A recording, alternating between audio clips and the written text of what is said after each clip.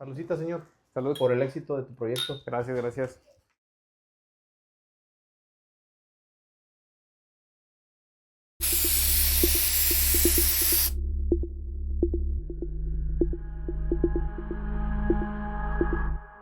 Hola, bienvenidos a Emprendudismo. Este es el capítulo número 2 de nuestra primera temporada. El día de hoy platicamos con Fabián López Ruesga, un amigo mío con el que tuve la oportunidad de trabajar por un tiempo. Ambos nos desempeñamos en el mundo de la manufactura electrónica. Fabián, lógicamente, cuenta con una experiencia mucho más amplia que yo. Y el tema del día de hoy es innovación.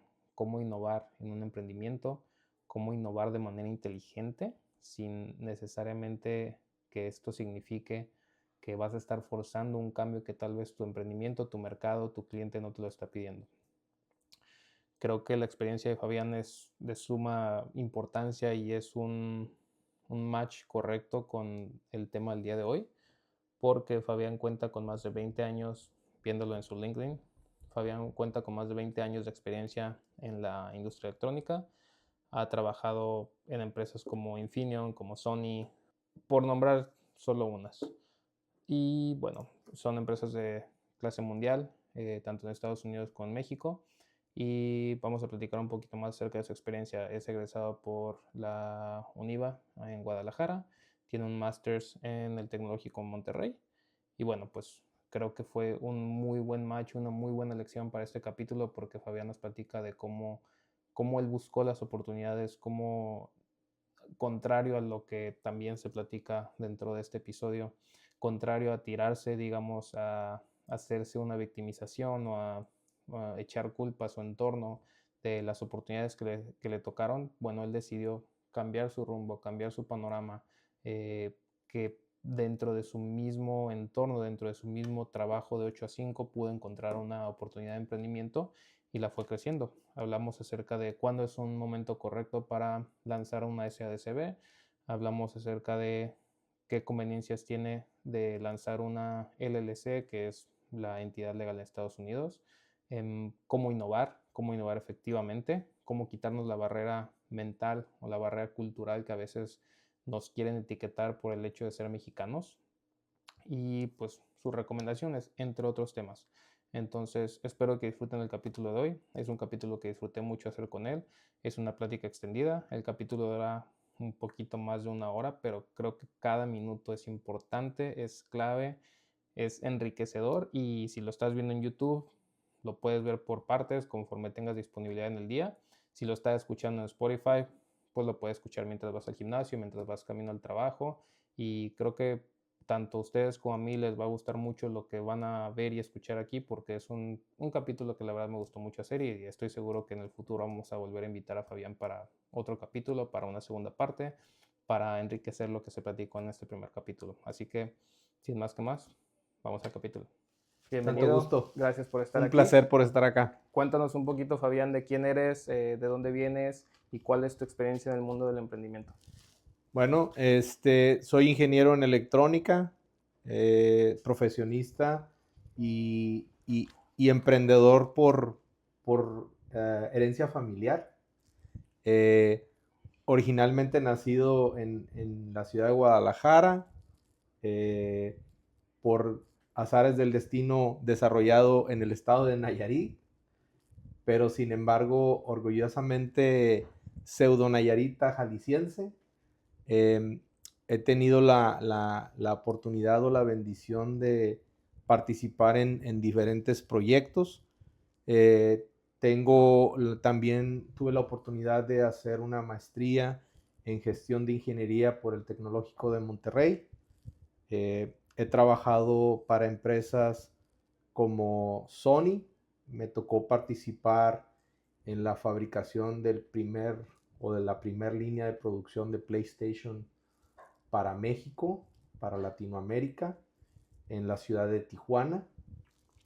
Después de terminar mi carrera profesional, se abrió una oportunidad de trabajar en la ciudad de Tijuana y fue lo que me movió para allá.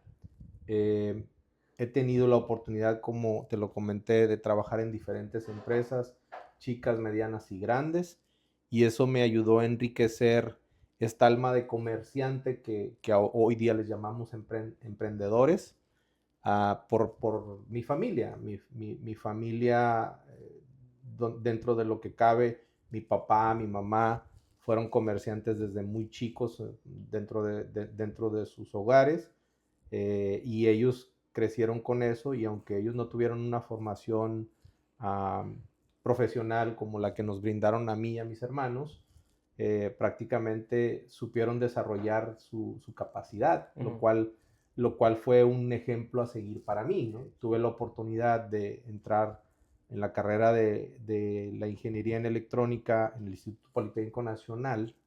Estoy hablando 1990, donde no existía nada de lo que hoy día tenemos, y pues prácticamente la típica historia de la persona que viene de provincia a la Ciudad de México, yo sin conocer a nadie, pero pues con muchas ganas de salir adelante, ¿no? Y esta educación que mis padres nos proporcionaron, no tanto en la escuela, sino tanto en la vida, pues me ayudó a abrirme por muchos caminos, ¿no? Yo a muy temprana edad, trabajando con mi papá en su negocio, que su negocio era un negocio pequeño, un negocio familiar, una lonchería. Para los que nos puedan oír en otros lugares donde no saben lo que es una lonchería, pues es un restaurante chiquito donde llegas, te sirven tu comida corrida, te venden el sándwich, la torta, la comida rápida. Y yo ahí aprendí muchas cosas. Te estoy hablando que yo tenía 12, 13 años, y mi papá, porque tenía que trabajar no nada más en la lonchería, sino que también tenía que trabajar en la terminal de transportes, que era donde teníamos el negocio, pues de pronto a veces me dejaba trabajar con él, y prácticamente yo tenía que ir al banco a hacer depósitos, pagarle a proveedores, a tratar de lidiar con las situaciones día a día con los empleados. Entonces, estás hablando que desde los 12, 13 años, y para muchos pudiera decir, oye, ¿de veras? ¿Será cierto? Bueno, a lo mejor prácticamente no era yo la persona idónea para manejar eso, pero tuve la oportunidad, y de mis 13 a mis 16, 17 años que trabajé con mi papá, aprendí bastante. Sí. Y eso me ayudó para cuando yo inicié mi carrera profesional en la escuela, pues abrirme muchas puertas. Fui papá muy joven, que también eso tuvo que ver mucho en mi vida, en el sentido de que te conviertes en papá y pues tienes que trabajar, ¿no? Sí. Ya no nada más es para pagar la escuela, sino también para contribuir a la manutención de lo que corresponda a tu familia. Y comencé siendo padre muy joven, lo cual también fue algo que me llenó de mucha satisfacción. No fue algo que dijeras tú, oye, voy a ser papá a los 18 años. No, prácticamente no, pero sucedió, ¿no? Sí. Y fue una bendición muy importante para mí. Hoy mi hija tiene 33 años. Justamente ayer acabo de recibir la noticia de que se convirtió formalmente ciudadana australiana. Ella es médico de carrera. Y eso te da, después de los años, ¿no? Hoy día tengo 52, voy a cumplir 53, pero prácticamente el haber tenido todas esas herramientas desde muy joven, pues me ayudó a abrirme mucho en la vida. Estudiaba, trabajaba, tenía 2 trabajos, y también después del primer cuatrimestre que estuve en la escuela, me llegó la invitación por parte de la escuela de tener una beca. Una beca que en aquel entonces le llamaban beca compensación.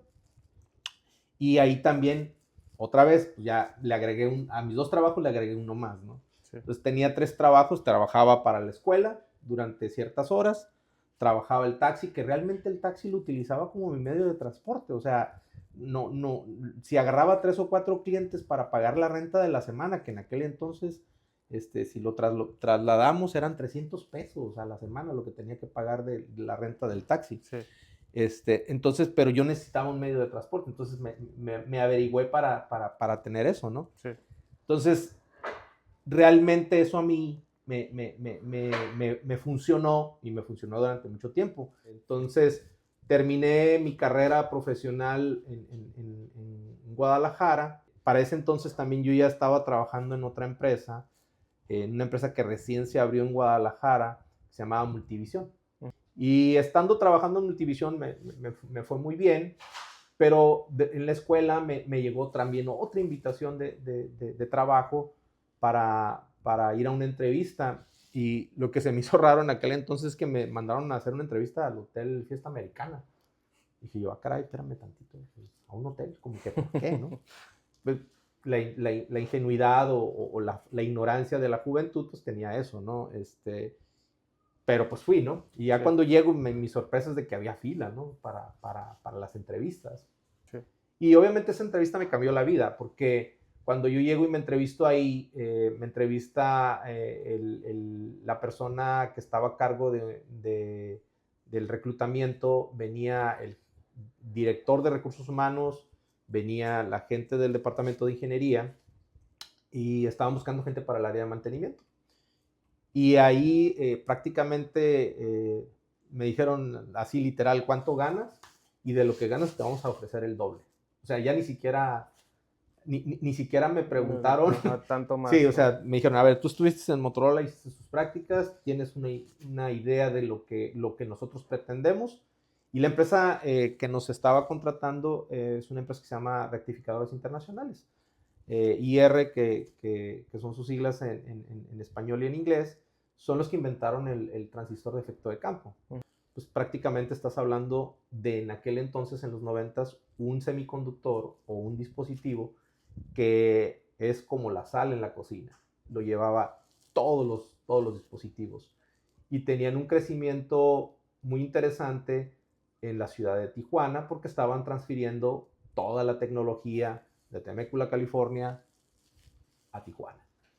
Entonces, me tocó esa oportunidad, me hicieron la oferta de trabajo inmediata, no lo dudé mucho, pero de todos modos fui con mi mentor en aquel entonces en la universidad, nuestro maestro de ingeniería en electrónica, el ingeniero Carlos Alatorre, descanse en paz, que hasta me regañó, me dice, López Ruesga, no sea usted pen tonto, le van a pagar y le van a enseñar, así que agarre sus cosas y chíspese de Guadalajara.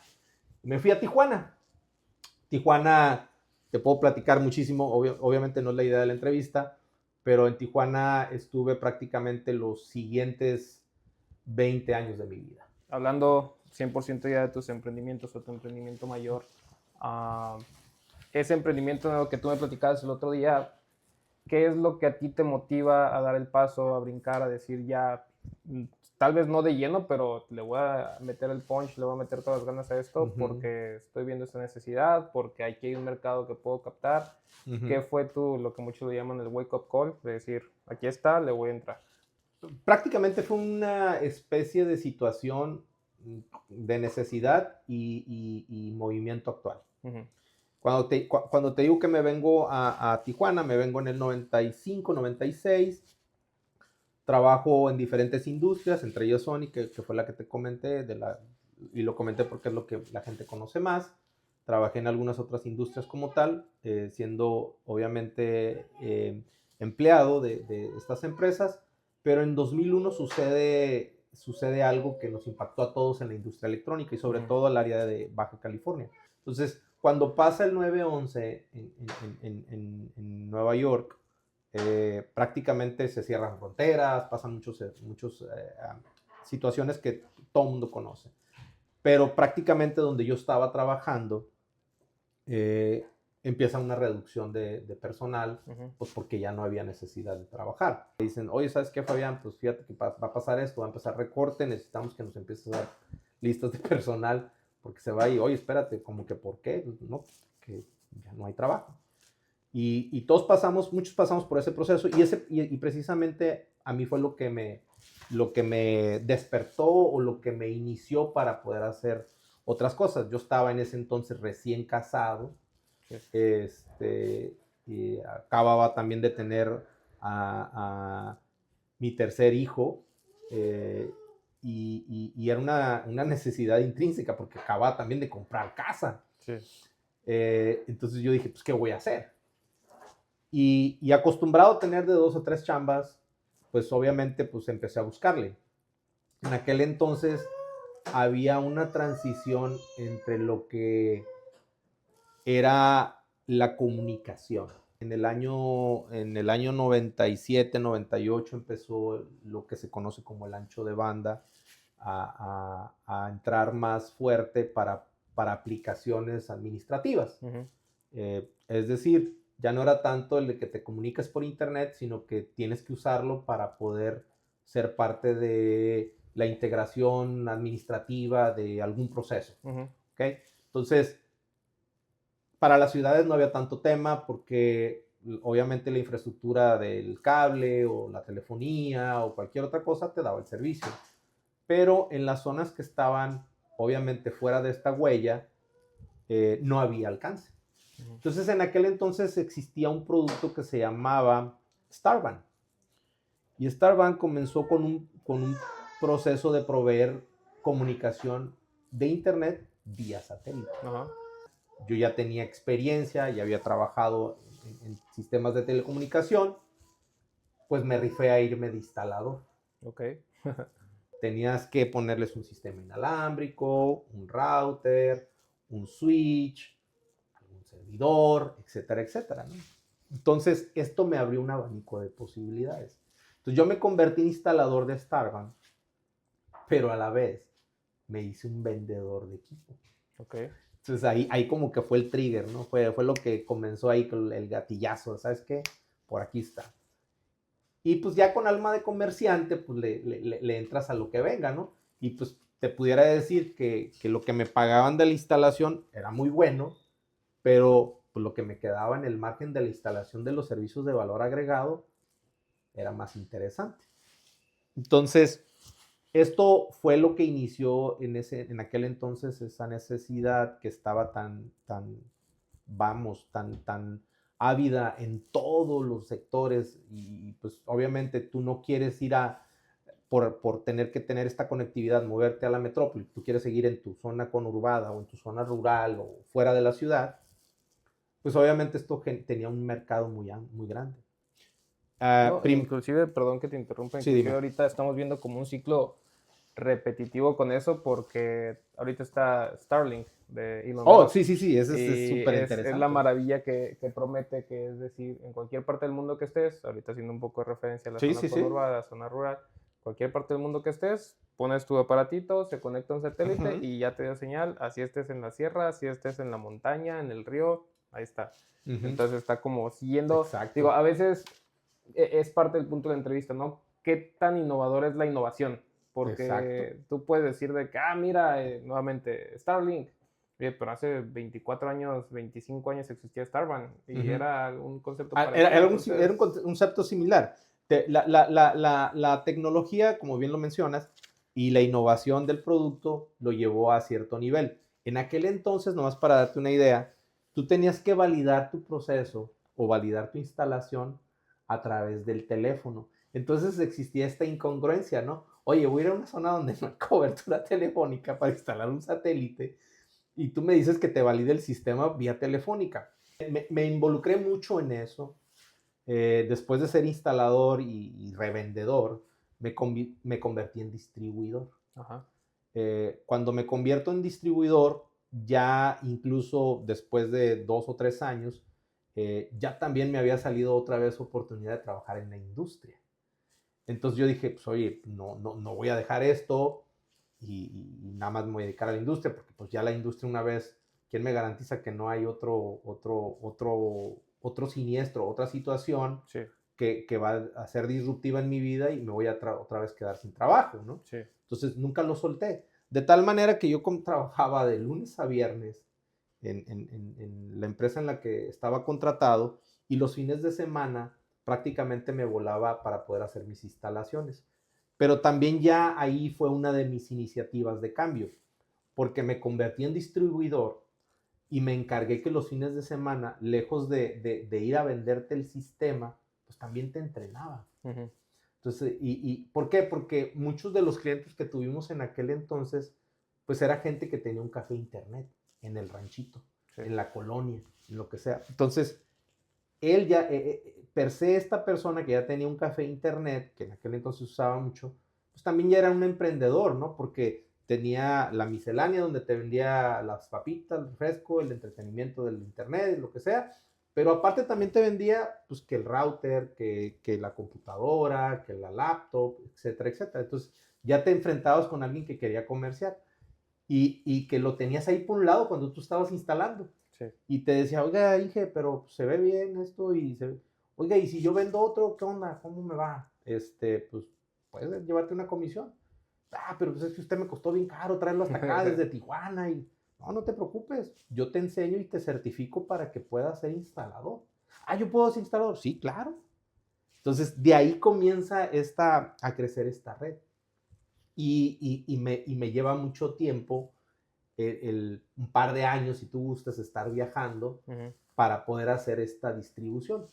Obviamente, aquí tengo que recalcarlo mucho. Mi familia fue crucial, mi esposa, mis hijos fueron cruciales para lograr esto, ¿no? Porque yo recuerdo que de pronto a veces yo estaba en la oficina trabajando, en la fábrica, y de pronto llegaba un pedido, yo le mandaba, de alguna forma me comunicaba con mi esposa, sabes que hay que recoger una antena, hay que hacer el import-export, mandarla a tal lugar, ¿no? Sí. Bueno, de tal manera que incluso hasta mis hijos los conocían en la aduana. El aeropuerto de Tijuana, llegaban mis hijos que estaban chiquitos, pues mi señora no los podía dejar con nadie, ¿no? Entonces los llevaban así. Entonces, todo este tipo de vicisitudes, pero sin embargo fue creciendo. Ya hubo un momento después de los años en el que ya teníamos personas que lo hacían por nosotros, éramos empleados, teníamos vehículos y fue creciendo. Entonces, el convertirme en distribuidor me llevó al siguiente nivel. Sí. ¿Cuál fue el siguiente nivel? Muy fácil, muy sencillo de entenderlo. Cuando tú ya desarrollas esta parte donde tienes un canal de distribución, inmediatamente encuentras las facilidades para poder proveerle a empresas. Uh-huh. O sea, ya nada más le vas a vender al micronegocio o a la pyme o a la mipyme, sino le vas a también a vender a nivel corporativo. Y tuvimos oportunidades de trabajar también en proyectos de gobierno, Sí. que eso ya lo catapultó a otro nivel. Uh-huh. Pero Claro. prácticamente ahí fue el trigger, ¿no? No, pues habla muy bien de... Y es algo que yo platico mucho con amigos que tienen ya sea producto o servicio. Antes se aplicaba más a software o a un servicio, perdón, que a un producto, pero la regla número uno que pareciera predominar últimamente es tienes que dejar que tu usuario, que tu cliente moldee tu producto y tu Totalmente. servicio a lo que ellos necesitan, no a la idea que tú tienes de ello. No. Porque tú puedes decir, yo quiero que sea rojo, Uh-huh. pero el consumidor te está diciendo, es que a mí me gusta más azul. Exacto. Y azul, y azul, y azul. Y entonces tú diste, ok, encontraste la oportunidad, voy a instalar. Oye, y si también lo distribuyo, porque pues se puede, porque digamos, el distribuidor nomás está enfocando en esta zona, pero está toda esta otra zona que no se está viendo. Entonces, muy importante no quedarnos quietos, lo platicas. El 911, la incertidumbre, qué puede pasar después, qué tal si hay otro 911 que Dios no Claro. quiera. Digo, ya vimos un suceso recientemente que no fue el 911, pero fue el COVID donde todo se detuvo. Totalmente. Entonces, pues estar preparados y ver Uh-huh. de qué forma pues, podemos seguir moviéndonos y no quedarnos quietos. El mercado siempre va a tener esta apertura y yo siempre he dicho que siempre hay una necesidad que tú todavía no has identificado, Uh-huh. pero lo dices y lo dices correctamente. Cuando a veces queremos promover, crear un servicio, un producto o incluso innovar dentro de nuestro propio empleador, nos limitamos mucho. ¿Por qué? Porque tal vez enfrascamos mucho la necesidad del entorno en lo que yo creo y lo que yo pienso. Uh-huh. Pero si tienes esta capacidad de tropicalizar lo que tú crees que es lo conveniente con lo que necesita el cliente y hacer una retroalimentación entre estas dos formas, puedes llegar a encontrar algo que le va a dar al cliente o a la necesidad del servicio la clave para poder tener lo que tú necesitas. Sí, claro. Y ya hablando un poco más de formalizar tu emprendimiento, tu negocio, hablas de primero mantenerlo digamos, local, tú eras tu Ujú, propio jefe, empleado, ujú, inversionista, todo, y luego lo ujú, vas creciendo hasta el punto de tener un equipo, unidades, más ujú. gente Así que te es. trabajaba.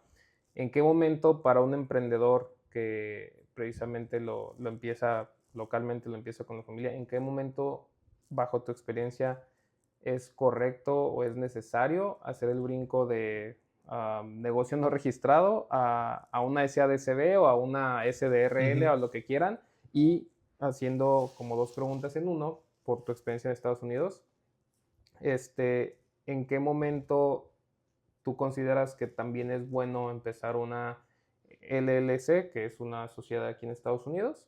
¿Es justo ya cuando tienes la orden o es un paso antes en la parte de la estrategia? ¿En qué momento es bueno decir no solo con la SADCB me estoy dando, sí tengo forma de vender a Estados Unidos, pero pues tal vez ahorita nomás con que lo venda, ellos lo importan y lo distribuyen, no me importa lo demás? ¿O está esta necesidad que ahorita es así, pero si no me pongo ya las pilas con ya pensar en una entidad legal en Estados Unidos, se me va a venir todo el mundo Correcto. encima y voy a perder tanto negocio, entonces mejor lo empiezo de una vez?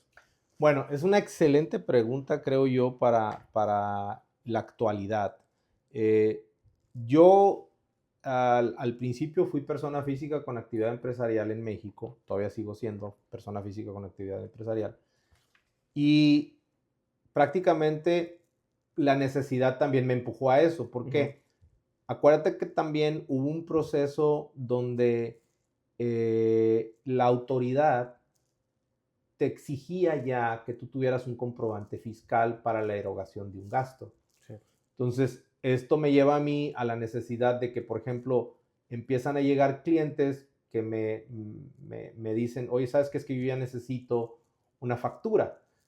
Y pues prácticamente darte de alta en México en aquel entonces, por la necesidad del gobierno de tener más recaudación, era muy fácil. Digo, fácil te estoy hablando 3 a 4 días, con lo que te registrabas, y en una semana o dos ya podías estar teniendo formas de emitir tus facturas. Ujú, Y anterior a eso, pues obviamente era un recibo, una remisión, donde tú llevabas tu control, etcétera, etcétera. La ventaja que tengo yo es que mi esposa es contadora y de alguna manera, pues ella me orientaba o ella se orientaba dentro de su círculo de amistades y encontrábamos la forma para hacerlo. Nos convertimos si mal no recuerdo, en 2003 formalmente como persona física con actividad empresarial y en 2013 nos convertimos en persona moral. ujú, Fue cuando creamos ya la empresa como persona moral. Al mismo tiempo, empecé a hacer la corporación en Estados Unidos. ok, ¿Por qué? Porque uno de los requisitos que tienes que cubrir para poder manejar volumen en Estados Unidos es que estés registrado. Y aunque hay ciertas formas de evitar la doble tributación, pues era imposible porque yo tenía ingresos en Estados Unidos e ingresos en México. ujú, Entonces, en el timing o el tiempo adecuado, eh, sí te lo da un plan proyecto, pero en el crecimiento es cuando se va dando. Hoy día, si lo traspolas, el crear una corporación o una LLC, dependiendo del estado en el que te encuentres, California, Texas en este caso, o en algún otro, la regulación estatal tiene ciertas limitantes. Estratégicamente tú pudieras escoger hoy día el estado de Nevada, el estado de Texas, donde no hay impuestos federales que al inicio te puedan implicar un gasto ujú, o son muy bajos los costos.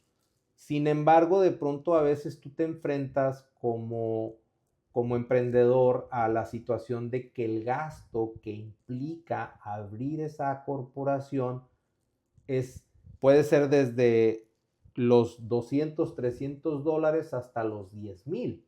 Pero eso depende de con quién tú vayas. sí, En el tiempo en el que a mí me tocó, obviamente trabajando en tecnología, pues le investigas, encuentras algunos documentos que están en la red, te informas, vas y preguntas, haces tu propia investigación y te das cuenta que incluso tú mismo puedes llenar las formas, tú mismo te puedes registrar siendo ciudadano, siendo no ciudadano en Estados Unidos o residente. Simplemente, hay mucha gente que no lo sabe, pero por ejemplo, la visa que te otorga el gobierno de los Estados Unidos como turista tiene la colación de que puede ser también para hacer negocios. Ujú, sí.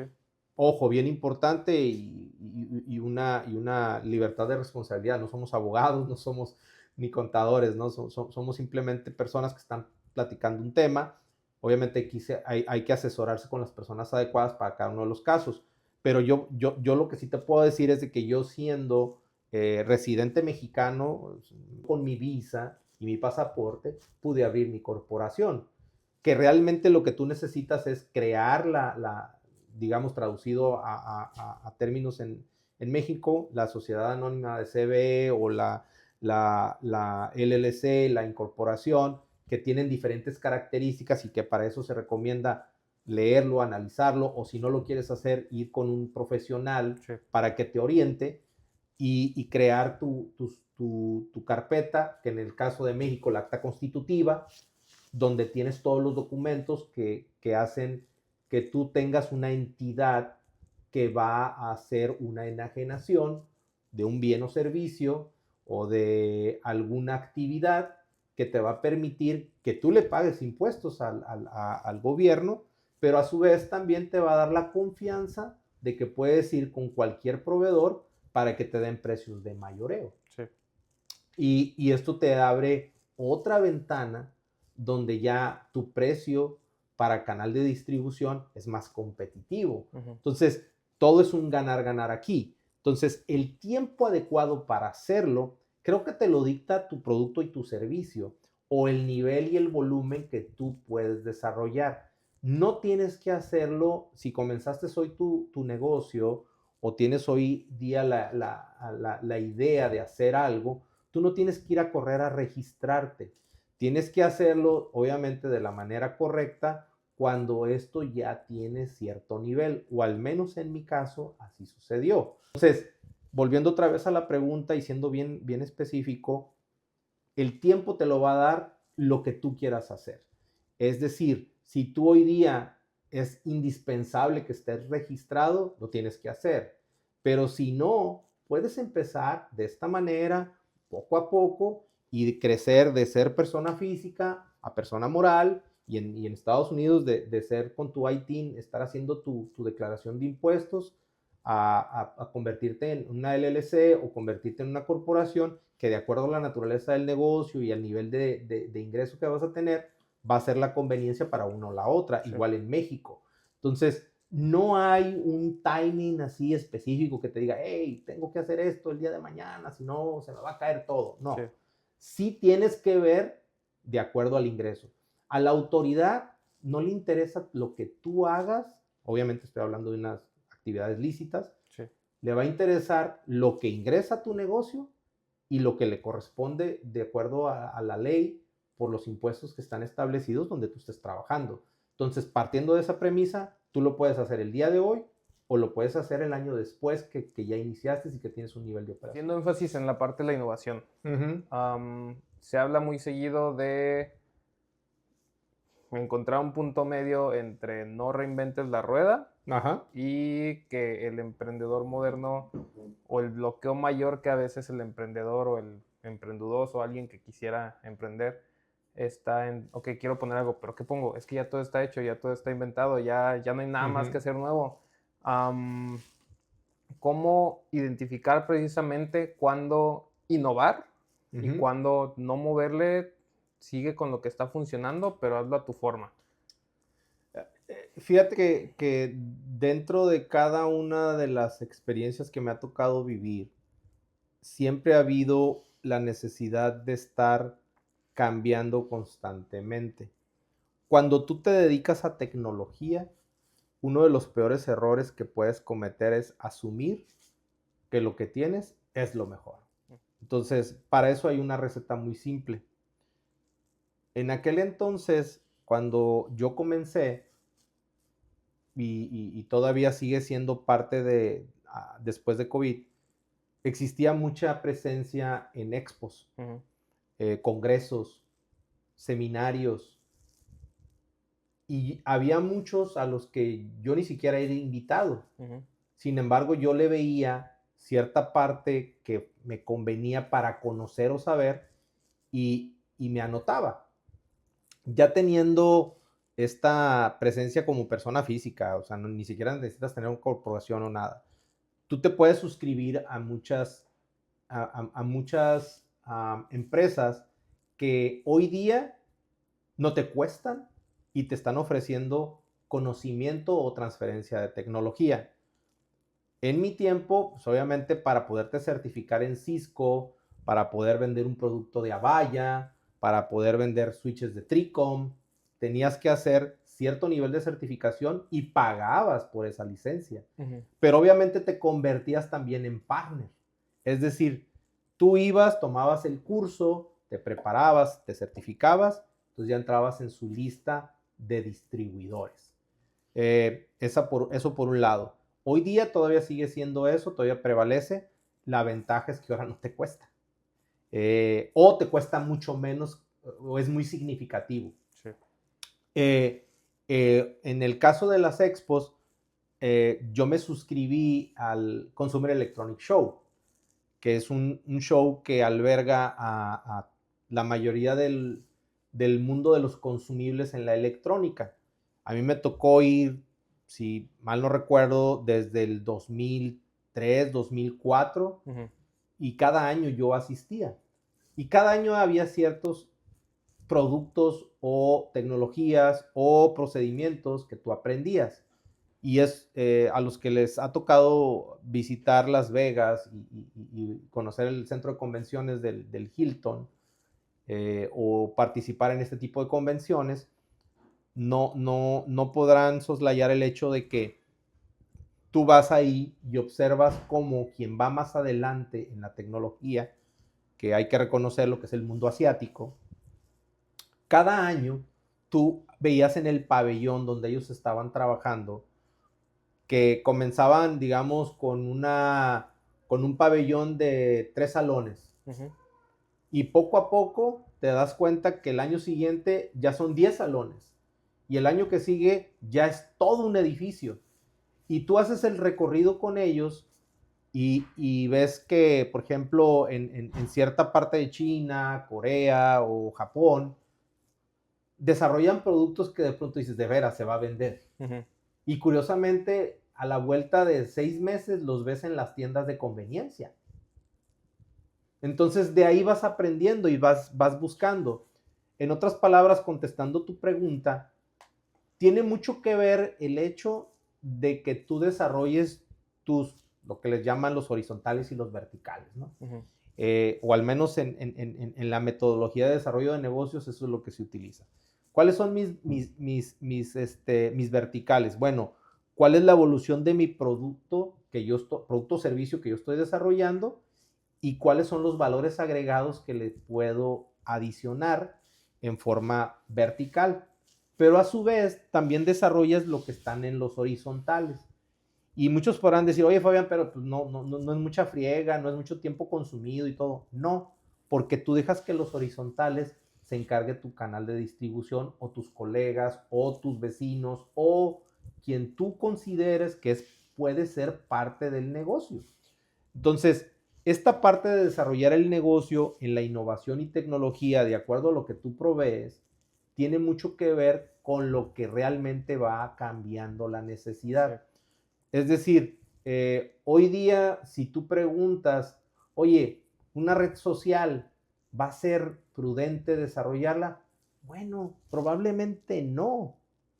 Pero si tú te pones a analizar cuántas redes sociales hoy día existen y cuál es el enfoque que estas redes tienen, te vas a sorprender. A lo mejor nada más tenemos un toque cercano a las más populares, ¿no? Instagram, Facebook, X, LinkedIn o algunas otras, pero hay demasiadas redes sociales. Sí.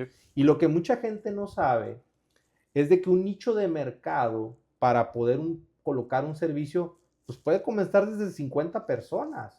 O sea, ni siquiera tienes que irte a millones. La desventaja que hoy tenemos es de que la exposición que existe es donde te comparas con alguien muy grande.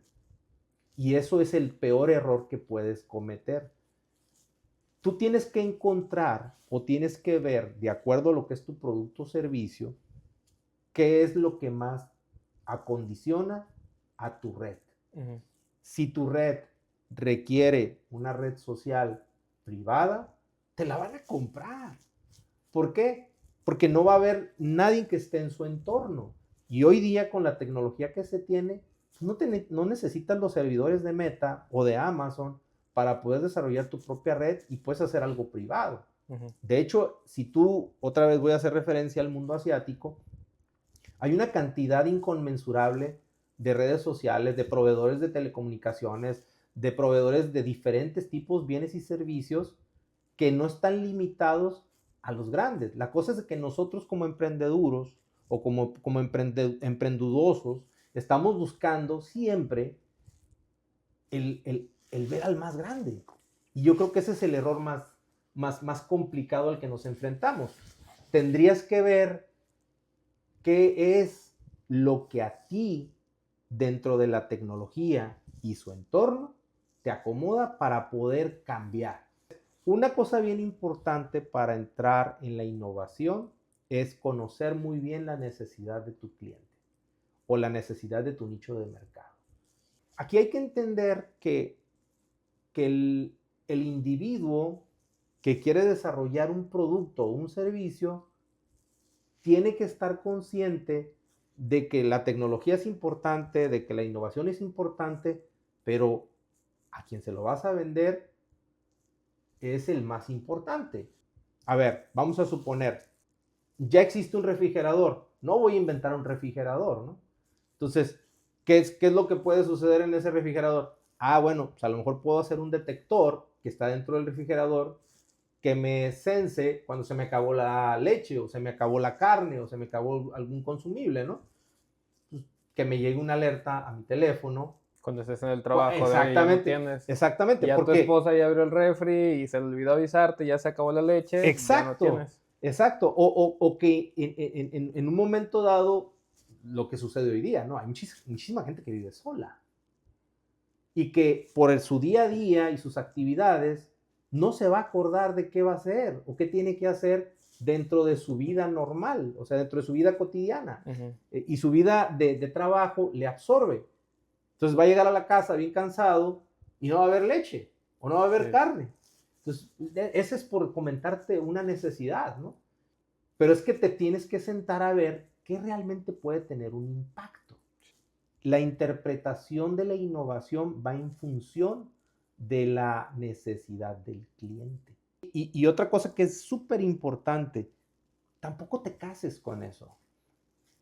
Hay productos, o sea, simple y sencillamente, el agua simple no ha cambiado en los últimos 100 años, yo creo.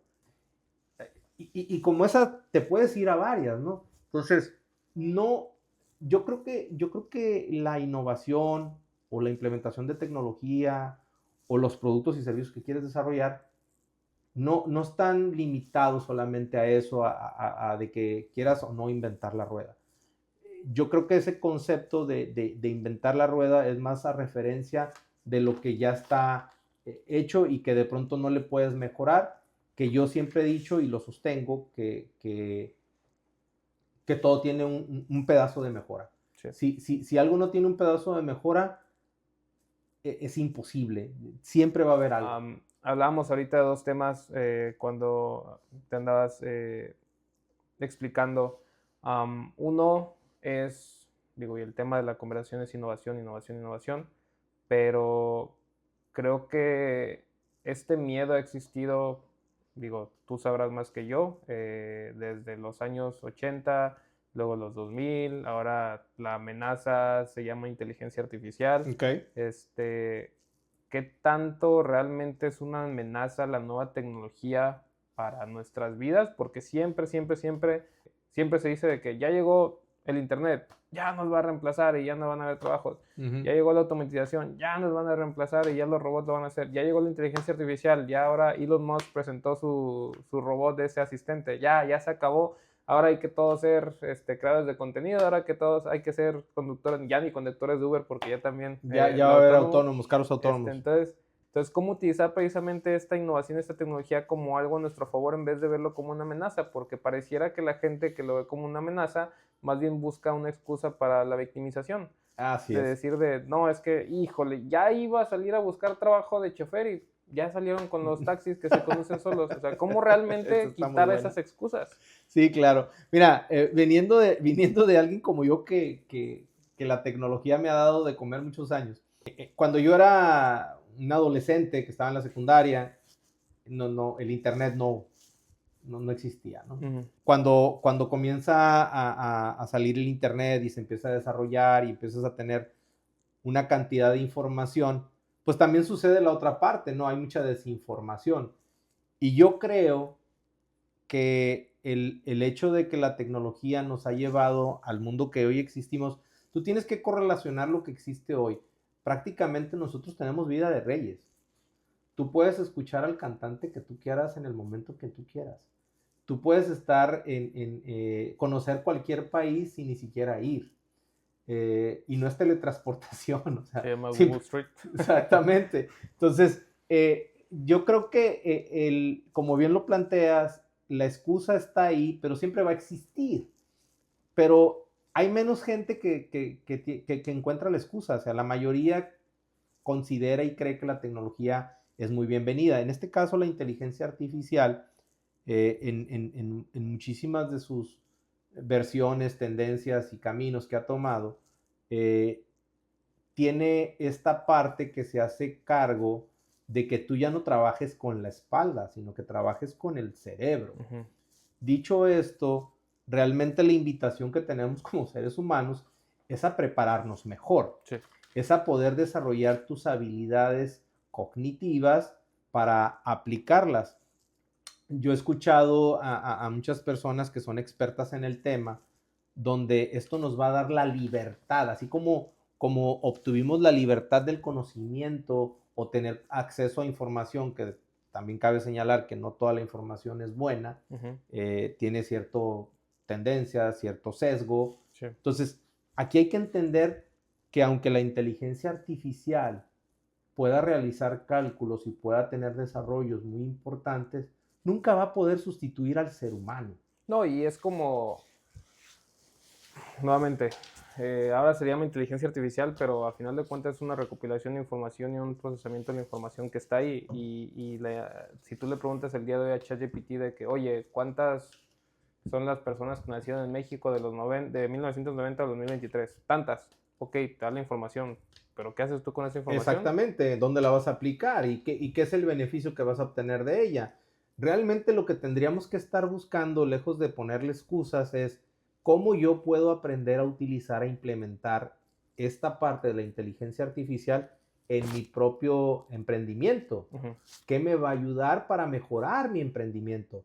¿Qué herramientas me puede dar? ¿Qué formas? ¿Qué formatos? ¿Qué seguimientos? Hazme una estadística. ¿Por qué? Porque la información es pública y probablemente te va a tener un nivel de confiabilidad tan seguro que te va a permitir a ti desarrollar lo que tú quieres. Hace rato hablábamos de innovación. Bueno, esta es la parte de innovación que tú tendrías que implementar. A ver, ¿sabes qué? El día de hoy quiero vender mantequilla con sabor a cacahuate. Ah, caray, pues espérate, eso ya lo inventaron. Sí, pero es que yo lo voy a hacer orgánico, yo lo voy a hacer con un sabor al final con jengibre. Uh-huh. ¿A quién le gustan esos 3 ingredientes? A ver, ChatGPT, dime quién. Y vas a encontrar tu nicho de mercado. Y lejos de que te vayas y te pongas en la tienda de la esquina, vas específicamente a mandarles un correo y decirles, oye, yo desarrollé esta receta y encontré que a ti te gusta. ¿Te gustaría que te lo llevara a tu casa o que te lo mandara a tu casa? Tiene un costo de esto por esto, más tanto. Es más, ahí te da una prueba gratis. O sea, esta es la forma en la que nosotros tendríamos que capitalizar el hecho de que la tecnología hoy día nos ayuda, para poder mejorar nuestro producto o servicio. Como emprendedor, para mí eso es oro molido, sí, porque me va a ahorrar un chorro de sistemas. Ahora, otra cosa bien importante que está haciendo hoy día y que ya lo hace cualquiera de las inteligencias artificiales que tenemos hoy día, todos los procesos que son tediosos, a los que yo como ingeniero, lo digo y lo digo francamente, soy bien flojo para poder sentarme y hacer un diagrama de flujo, lo que sea. Tú le dices a la maquinita, hazme esto con esto, esas son mis condiciones, te lo hace. Ya tú nomás llegas, ¿sabes qué? Te equivocaste aquí, cámbiame esto por esto, pum. Y lo que a ti te podría haber llevado 1 hora, 2 horas, lo hiciste en 5 o 10 minutos. Y tu tiempo restante, armas tu idea, sí, construyes tu esquema para hacer tu presentación. Y esa es la diferencia. Entonces, ahí tienes que capitalizar. Yo creo y soy un ferviente admirador de la gente que desarrolla, que es una herramienta indispensable para lo que nos enfrentamos hoy día. Sí. Y precisamente siguiendo esta idea de tomar, ahora sí que lo que la tecnología nos da, se habla mucho y siempre se ha hablado mucho que ya sea por los tratados de libre comercio, por la cultura que traemos, por la mentalidad, porque México está entre el país de segundo o tercer mundo, se dice mucho que México no es un país de innovación, sino más bien de manufactura, de mano de obra, de casi la fuerza de trabajo. ¿Qué le hace falta al mexicano, al emprendedor, para realmente creérsela y decir, sí, no tengo el laboratorio que tiene el MIT, no tengo la universidad que tiene Harvard, no tengo los trillones de dólares que tiene Estados Unidos, pero pues hay de dónde sacarlo? O sea, ¿qué le hace falta al mexicano para decir, el estar en México no me va a detener para innovar, para emprender, para sacar algo nuevo, para entregarle algo al mundo? Ya lo vimos con la televisión a color, ya lo vimos Carlos Slim prácticamente trayendo el internet a México, o sea, ¿qué le hace falta? Le diste el clavo, o sea, es que necesitamos quitarnos. El día de hoy yo manejo un presupuesto de $50 millones anuales para una empresa con la cual trabajo y de la cual yo soy responsable. O sea, yo tengo que saber qué se va a gastar el día de hoy y cómo se va a recuperar el día de mañana. Tengo que hacer la distribución. Caray, pero yo soy mexicano. Yo no tengo nada diferente a los que están en el proceso de hacerlo. No fui una persona que sacó 10 en todas sus calificaciones. Me gusta la cerveza, me divierto mucho. O sea, no tengo nada diferente a las personas que realmente están ahí teniendo esa limitación, pero esa limitación viene porque nos dejamos llevar por esa limitación.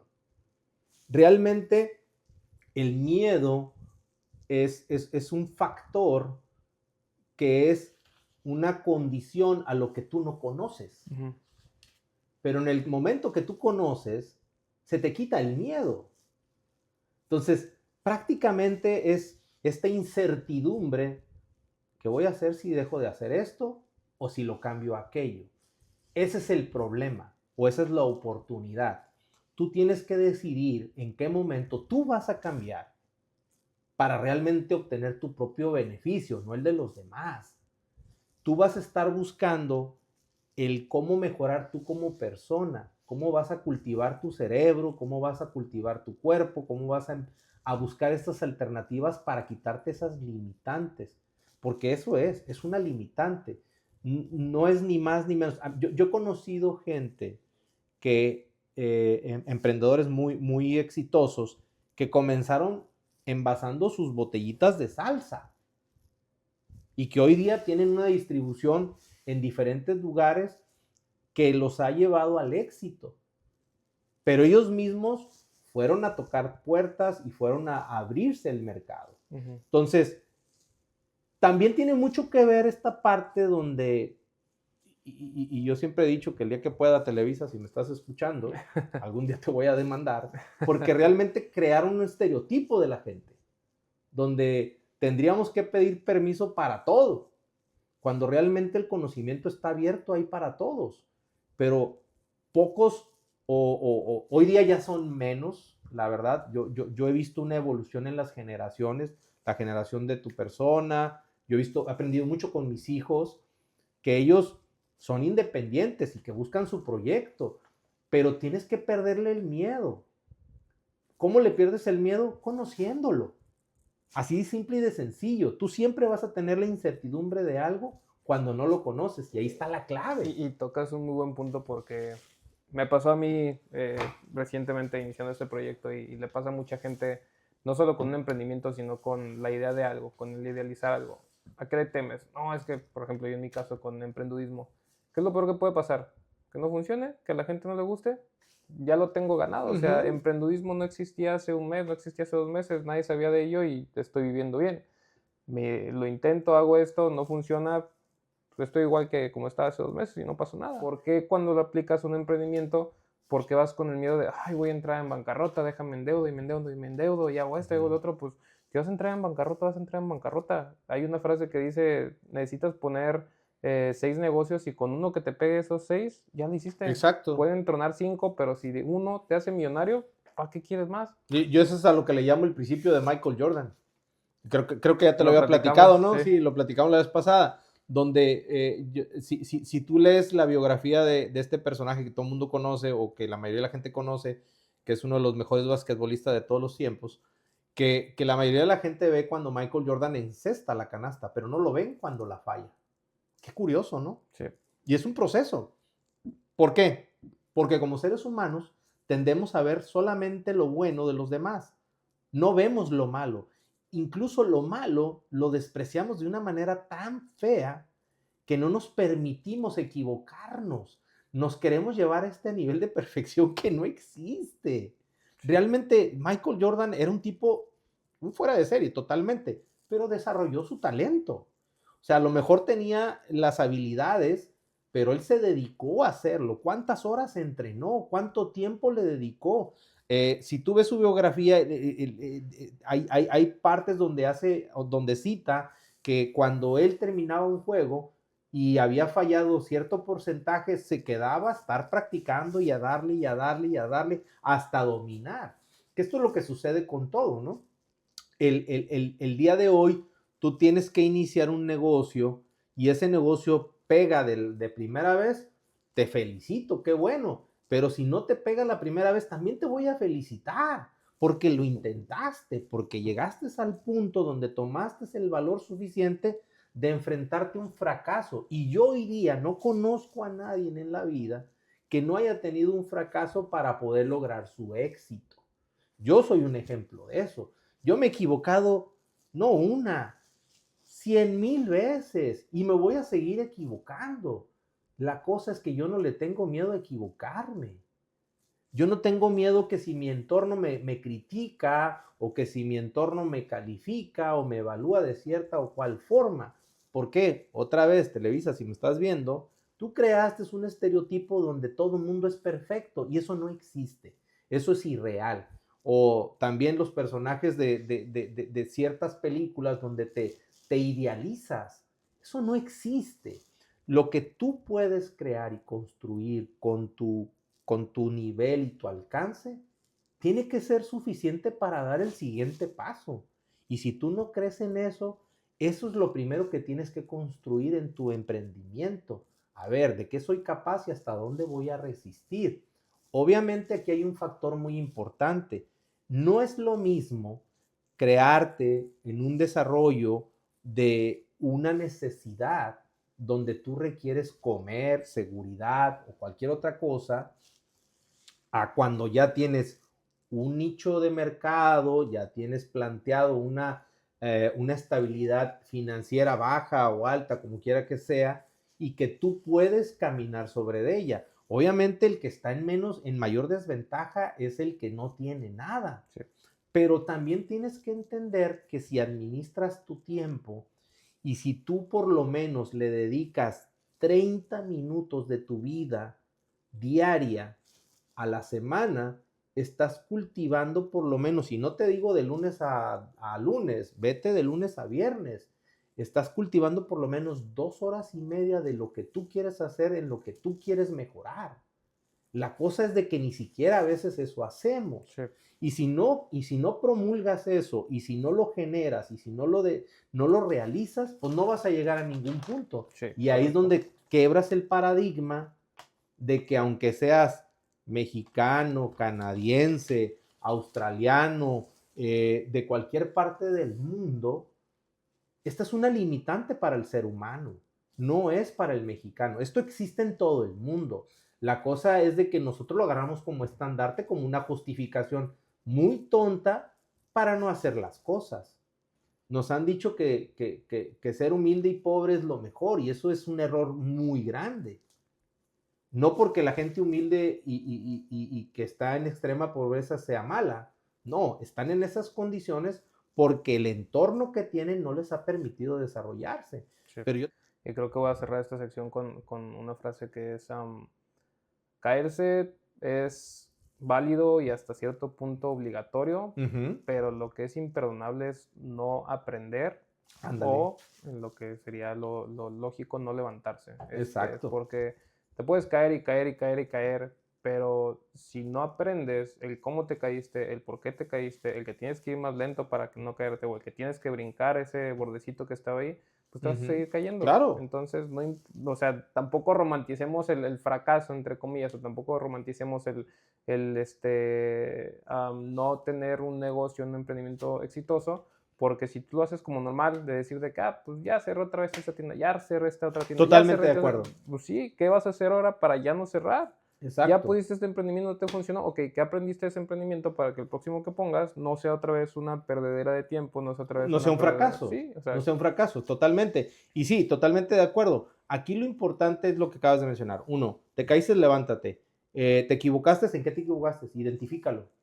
¿Y qué vas a hacer para que no suceda? Genera esta fórmula de valor para que digas, yo cometí este error, yo dejé de atender aquello. Pero tienes que ser suficientemente autocrítico, y ahí es donde se reconoce a un emprendedor, es en el valor agregado que le puede dar un error en el siguiente proceso. Sí. Ahora, el hecho de que se te cae un negocio no quiere decir que ya perdiste todo. Sin embargo, el hecho de que tú tuviste éxito en un negocio tampoco significa que ya la hiciste. Sí. O sea, también tienes que hablar de toda la parte que está acá atrás, donde ya platicamos de la innovación, de encontrar el valor agregado, de identificar a dónde te tienes que mover, pero sobre todo la conciencia de que todo lo que estás haciendo va a sumar, sí, no te va a restar. Y yo creo que ahí sí se separa mucho el romanticismo de, ya me equivoqué y ya pasó. No. A ver, ¿cómo yo estoy sumando estas experiencias para yo en un momento dado mejorar a lo que ya hice? Sí. Mencionabas ahorita las generaciones jóvenes, la mentalidad, y algo a lo que se achaca mucho a las generaciones jóvenes, a mi generación, es que buscan la gloria sin la pena. Buscan, quieren brincarse al éxito instantáneo, al éxito rápido, a las mieles de decir, ya tengo 10 pesos, esos 10 pesos ya lo voy a gastar en esto y ya empecé mi negocio, ya quiero ser millonario. En vez de entender que no tienes que solo amar el resultado, sino amar también el proceso, porque si no entiendes que todo éxito no es suerte, que todo éxito es precisamente, lo menciona un escritor, ahorita se me fue el nombre, pero que dice que para ser bueno realmente en algo debes de practicar 10,000 horas en eso. Sí, claro. Y lo hablábamos ahorita con Michael Jordan. Entonces, ¿cómo ha sido tu experiencia precisamente en ser resiliente, en mantenerte enfocado en el objetivo, en no perder la vista? Porque también es algo que mucha gente lo hace. Él dice, yo quiero iniciar un emprendimiento con A en mente, y termina descarrilándose y yéndose por B. ¿Cómo precisamente concientizar a las nuevas generaciones y a los nuevos emprendedores de que el resultado va a ser un 1%, un 5% de todo el proceso, de donde está la carencia en esto, y no te tienes que descarrilar? Y si no estás listo o preparado mentalmente para el proceso de conseguir éxito, pues mejor no te avientes. Mira, yo creo que en esta, Yoxan, es una excelente pregunta, porque si hay algo que a mí me ha costado es el hecho de cómo crecer. Y esta parte del esfuerzo contra la recompensa, para mí ha sido una fórmula. Pero también tengo hijos. Y he aprendido con mis hijos de que también no tiene que ser todo sufrimiento, ¿verdad? O todo un esfuerzo exorbitante para poder lograr tus objetivos. Y yo creo que se cocina de diferentes formas. Y haciendo una retrospectiva, pues también cuando yo era joven también escuchaba mucho eso, ¿no? De que, no, pues ustedes están morros, no quieren hacer esto y no quieren hacer aquello. Y tuve la oportunidad, gracias a Dios y gracias al esfuerzo, de tener cierta responsabilidad o cierto puesto donde yo llegaba y a lo mejor la gente con la que me reportaban a mí o que yo tenía cierta correlación, pues yo era el más morro, ¿no? Ujú. Era el más joven y de pronto, pues tú no sabes nada. Espérate, pero yo sí sé, ¿no? Y defendía mi punto. Y, y, y esta es una situación que se repite, es algo normal y va a seguir, o sea, cuando tú tengas 50 años, vas a escuchar algo muy similar o equiparable a lo que está sucediendo ahora con la generación que le llaman de cristal o lo que sea, que hay que verlo desde dos puntos de vista. Uno, en el que, en el que ellos tienen puntos muy válidos, ¿no? Ser incluyente, ser respetuoso, ser tolerante, que eso antes no sucedía. Hay que ser conscientes de eso, ¿no? O sea, tú eras tan ofensivo, disruptivo como quisieras ser con cualquier situación. Ujú. Pero en el mejor de los casos, hoy día se plantea como un principio de vida. Yo creo que eso es algo bueno. Obviamente todo en exceso pues cae en una situación donde es difícil de manejar, Sí. porque te metes a un debate donde la gente se va a un extremo. Afortunadamente también en esto, la mayoría no está ahí, sino simplemente se hace mucho más ruido por ello que por la cosa normal o por lo que sucede todos los días, ¿no? El simple hecho de que hoy día no puedas expresarte de cierta forma, vestirte de cierta manera, o identificar o mencionar de alguna circunstancia, ¿no? Pero yo creo, o lo que me ha tocado ver con las nuevas generaciones, es que también esto es válido. O sea, yo tuve que esforzarme porque no había opción. Tampoco te tengo que obligar a ti, tú tienes mejores opciones. O sea, yo tengo que entenderte a ti como generación. Obviamente tampoco, como bien lo dices tú, no lo romantices porque pues, también todo éxito pues, tiene un esfuerzo, Sí. pero, pero no tampoco ese esfuerzo tiene que ser tan sufrido o tan sacrificado. Yo creo que esa es la clave, ¿no? Yo creo que ahora tendríamos que entender cómo podemos obtener cosas de una forma fácil, sencilla y muy práctica, sin tanto sufrimiento, pero también si no las tienes, pues tienes que rascarle por otro lado. Sí. No es lo mismo el cuate que está en una zona rural donde solamente tiene que enfrentarse a la ganadería, a la agricultura o al comercio, a uno que está en una metrópoli, donde puede tener una diversidad de empleos, emprendimientos u oportunidades para desarrollarse. Sí. Entonces, yo creo que va de acuerdo al sistema que está en tu entorno, no a la edad. Sí. Creo yo que hoy día, como nueva generación, tendrías que capitalizar estos beneficios Sí. o este alcance que tienes como individuo para poder quizás no esforzarte tanto, pero sí obtener el éxito de acuerdo a algo que es la clave para esto, que se llama consistencia. Yo creo que a veces el esfuerzo es muy bueno, pero si no eres consistente y no logras capitalizar tu tiempo, esa es la clave del juego.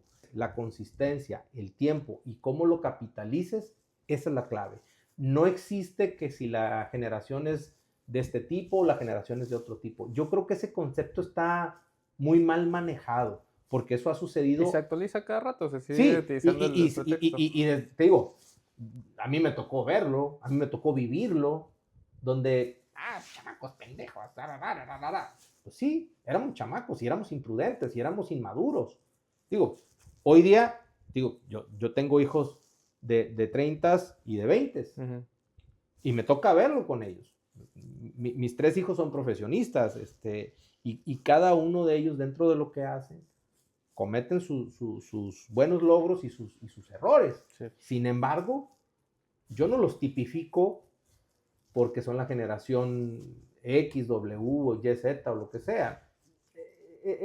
Esas son cosas que crea el sistema, en mi opinión, para manipular y limitar y tener tendencia. Entonces, yo creo que eso es un concepto que ni siquiera debería de existir. Probablemente va a haber quien me debate y me diga, no, sí existe, porque hay gente que piensa así. Sí, pero ¿por qué lo promovemos? ¿Por qué no trabajamos mejor en decirle a esta generación cómo sí lo puede hacer? ¿Por qué seguimos insistiendo en de que son así asado o que tienen esta limitante o aquella? Sí. Yo creo que es responsabilidad de nosotros no estereotipar, no encasillarlos en una cosa, sino buscar cuál es la alternativa que los va a motivar. Y no es malo dejar de tener, o sea, yo quisiera dejar de trabajar con la espalda y trabajar más con el cerebro, y ese siempre ha sido mi principio. Y creo que hasta cierto punto lo he logrado. Digo, hoy día tú y yo nos tenemos que levantar a las 5 o 6 de la mañana para ir a nuestro trabajo y tener nuestra recompensa, ¿no? Sí. Y ahí está, ¿no? El esfuerzo, la recompensa.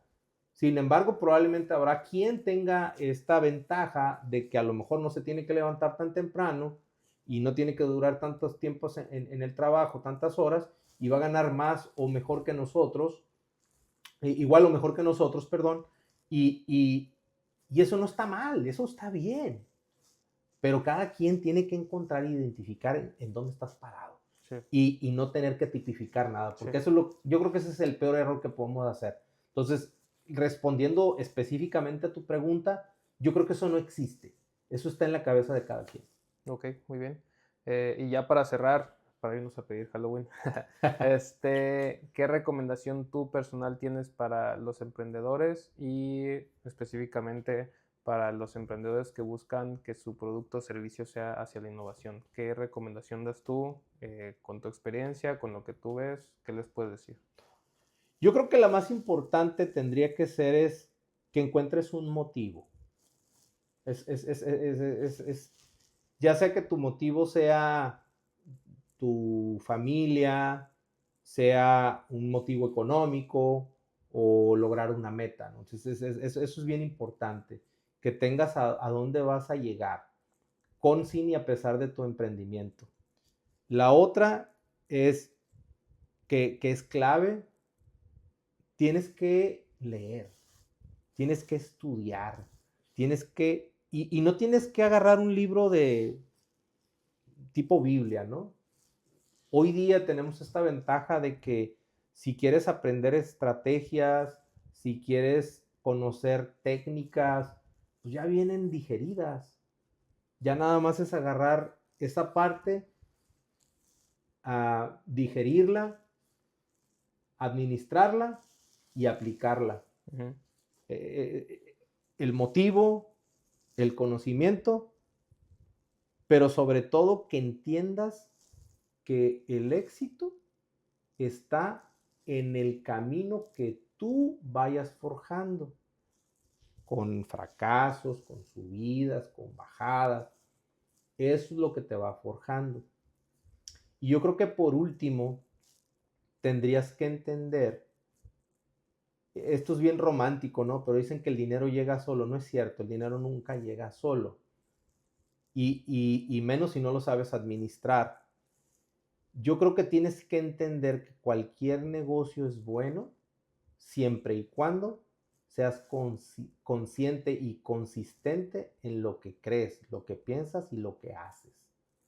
Si tú no crees en lo que tú estás haciendo, es el peor emprendimiento que hagas. Esa es la clave primordial. Y no en el sentido de que, a mí me gusta, le va a gustar a todos. No. La clave está en que lo que tú estés haciendo, lo que tú estés emprendiendo el día de hoy, sea tu pasión, sea lo que a ti te gusta.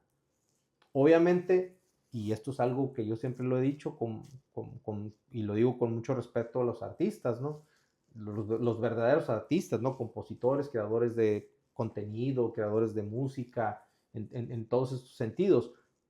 La pasión también te puede llevar a la ruina, porque puede ser que hoy día tienes la necesidad de tener cierto ingreso, cierta confianza en lo que tú tienes que hacer, Sí. y esto, por dedicarte y aferrarte a esto, te va a llevar a que no puedas tener una vida. Sí. Entonces, aquí es donde yo siempre digo, y lo que platicábamos al principio, ¿no? El esfuerzo y la recompensa. Quizás a lo mejor puedo tener un empleo, un emprendimiento o cualquier otra actividad que me da de comer, y por otro lado, puedo tener mi emprendimiento, que es mi pasión, Sí. y hacerla valer. Y te garantizo una cosa, Yoxan, va a llegar un punto en que esta va a ser más grande que esta. La cosa es que esta le cuesta más trabajo llegar ahí. Sí. Ese sería mi cierre. Pues muchísimas gracias por tomarte el tiempo de estar aquí, por Muchas prestarnos gracias. tu voz, tu pensamiento, tu cabeza, tus experiencias, y esperemos Con mucho gusto. sea útil para la gente, así lleguemos a una sola persona, así lleguemos a 10 que les sirva No este importa, eso conocimiento. sería suficiente. Y bueno, pues aquí seguimos apoyando a los emprendudosos, y vamos a dejar aquí las redes de Fabián, LinkedIn, sobre todo, que es la parte más fácil de encontrarlo. Por ahí van a ver parte de su trabajo. Gracias. Si tienen alguna duda, algo en lo Con que todo gusto. les interesó precisamente lo que Fabián platicó, adelante. Estoy más que seguro que está abierto para comunicarse con ustedes, y pues muchas gracias por tu tiempo. No, hombre, gracias, mi estimado Yoxan. Muchísimas Gracias por este gracias. esfuerzo. Te felicito. La verdad, mucho gusto participar con esto, y estoy casi seguro que esto va a ser un éxito. Y el éxito está basado en que, por lo menos, como bien lo dices tú, si logramos que alguien nos escuche y que a alguien le sirva todo lo que nosotros estamos haciendo y lo que estamos compartiendo, es una bendición. Muchas gracias. Gracias. Y así cerramos. Cerrado.